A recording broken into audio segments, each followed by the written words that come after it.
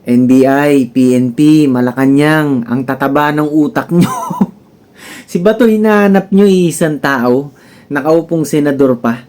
Samantalang yung mga importanteng issue na papabayaan nyo dyan, yung mga paghahanap din sa ibang high profile na tao, sila Atong Ang, yang sila General Bantag, o. Tapos yung mga sangkot sa billion-bilyong flood control, yan sila Saldico. O tapos balak nyo mag-deploy ganyang karaming pulisya para lang sa isang tao, si Bato. Tapos ito pa, kung ano-ano yung mga sinasabi nyo na may mga leads na kayo, marami kayong lead na kung saan pwedeng matuntun si Bato, 'di ba? Lalo nyo lang pinag-iingat yung tao eh, lalo lang kayo mahirapan eh, 'di ba? Kung 'di ba naman kayo nanunulunggis eh, bakit nyo sasabihin yan, 'di ba, sa media pa? Oh, kung gusto niyo talagang mahanap kung nasan si Bato, hindi naman ganun kahirap. Meron akong mga nasa isip ko na possibility na kung saan siyang pwede nagpunta, no? Yung mga possibility kasi na to o senaryo, no? Hindi may iwasan to kasi syempre alam niya na talagang may malaking chance nga habulin siya ng mga itong enforcement agency na mga ito. Dahil nga paglabas niya nung Senate, di ba?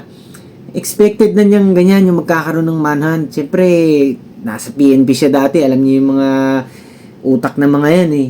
So, kung dito siya sa Pilipinas, tulad ng sinasabi ng mga ibang vlogger, parang feeling ko para sa akin malabo, no?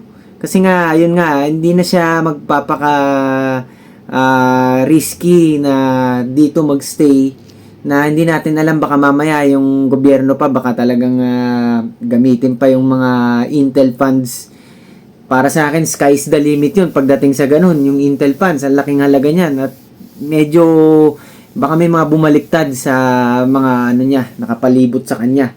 So, palagay ko, lumabas siyang bansa. Tapos, yung mga bansang to, options, no? Yung mga, merong malalapit eh. May mga malalayo din, no? Pero pinag-uusapan kasi dito yung salitang extradition. Yan yung batas na nagmamatter yan country to country. So, pag sinabi extradition, yan, pwede kang pabalikin sa Pilipinas, halimbawa, galing ka sa extradition country, halimbawa, UK. So, pagka hinabol ka ng Pilipinas, pwede ka nilang pabalikin pagka alam nilang nandun ka. Yung isa naman is yung may ICC agreement ka, di ba? Halimbawa, pagka may parehas na bansa, may ICC agreement, pwede rin kayong magtulungan nun. Pero may mga bansang walang extradition sa Pilipinas at wala ring ICC agreement. Isa-isayin natin yan. Isa na sa malalapit is yung Malaysia. Yung Malaysia, kumalas na yan sa ICC, kung di nyo alam. Kasi nga, hindi gaya sa atin na makapili ang gobyerno. Sila ayaw nilang mapakikialaman ng soberanya nila. Dahil may hari sila eh, may king eh. Baka mamaya, by political envy o yung mga kalaban sa politika, magsampa ng kaso sa ICC, yung king, mapapaalis yun. Tradisyon nila yun eh, di ba? Yun ang bayan nila, yun ang kultura nila eh. Tapos, ang mangyayari dyan, pag nasa Malaysia siya, hindi gaya ni Alice Guo noon, no? Na, yun nga, nakita si Alice Guo noon eh. Di ba? Sa Singapore ba yun o Indonesia? Ngayon, kung lalabas siya ng backdoor exit si Bato, no, galing sa Mindanao o kung saan via ferry, pwede niyang ipresenta yung passport niya. Sa pagkakaalam ko dun sa border control hindi nalalabas yung kung nag-exit ka ba ng ng Pilipinas. Parang ganun yung nangyari kay Alice Guo noon eh. Kaya nakapasok siya ng legal sa Singapore, di ba? Kahit walang exit stamp yung passport mula Pilipinas. So pwedeng yun. Tapos pangalawang bansa, pwede rin sa Vietnam. Vietnam, walang extradition sa Pilipinas. Wala ding ICC agreement. Lalayo-layo ka pa. Doon naman bandang, alam niyo yung bansang Turkey.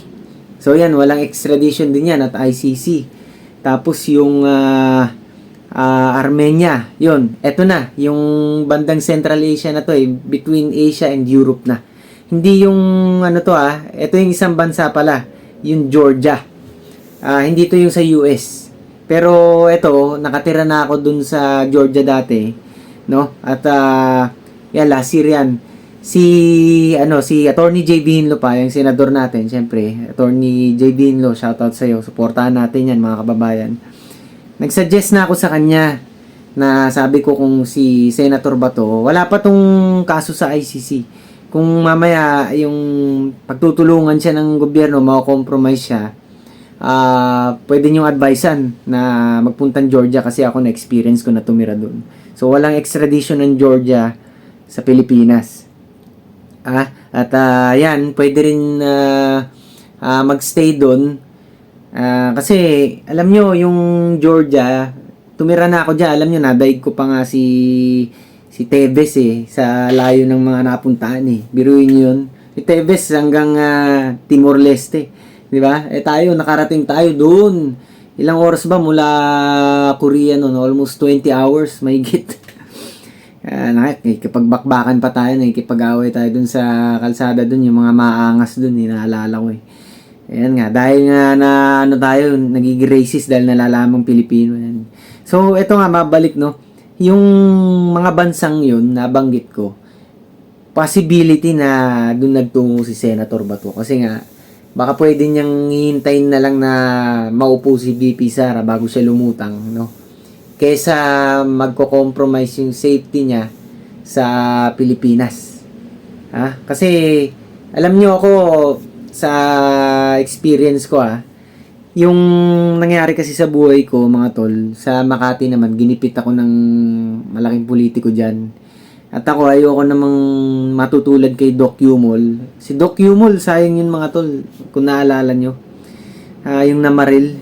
Pero ako almost na din ako, sasabog na ako ng mga panahon na yun dahil nga ginigipit tayo, pamilya natin. Pinili ko na lang na para sa safety at sa ikakatahimik na lahat. 'Di ba? Wala na lang magkagulo at magkasakitan, magkapatayan. So hindi na ako nag-atubiling magano talaga kahit mahirap, malayo sa pamilya 'yan. Kaya itong si Senator Bato naman, yan, feeling ko bago siya lulutang talagang magiging mahirap, no? Para sa gobyernong matuntun siya. Hindi talaga siya lulutang ng kusa, yun ang masasabi ko. Talagang matcha-challenge talaga ang gobyerno. Pinakamahirap siguro nilang hanaping tao to na high profile. Kasi imagine niyo sila bantag nasa Pilipinas sa tingin ko sa Northern Luzon, no. Pwedeng magpunta sila Bato doon, pwede rin sa Mindanao. Pero ang danger diyan pag kinalampag nila ang Mindanao o ang Luzon o nagalit ang mga Igorot o nagalit ng mga kapatid natin mga Muslim kasi halimbawa wala naman talaga dun si Bato, tapos naluglog nila yung mga lugar, may posibilidad na magalit yung mga taga dun, di ba, sa kabundukan. Di ba, kawawa ang mga natin, NBI, pagka ganyan ang nangyaring senaryo. Kaya wag sana nila ituloy yung mga ganung pag-aaksaya ng oras yan mga tol yung ganyang paghanap sa isang tao. Sa dinami-dami ng mga kalbo dyan sa paligid, di ba? Baka mamaya malito sila, may kalbo dito sa kanton to, this guys, malaki din yung katawan, di ba? Huwag nilang pag-interesan na yung si Bato na senador yan di ba? Huwag nang ganyan, yung habulin nila yung mga ibang high profile din, huwag nilang ituon yung 100% na focus dyan sa kanya, di ba? Tsaka yung mga nasa flood control yun panagutin dapat yan. Yun ang sa kanila ngayon, hindi natin malaman di ba, kung nanulunggis ba itong administrasyon na to o talaga wala bang magawa lang, no?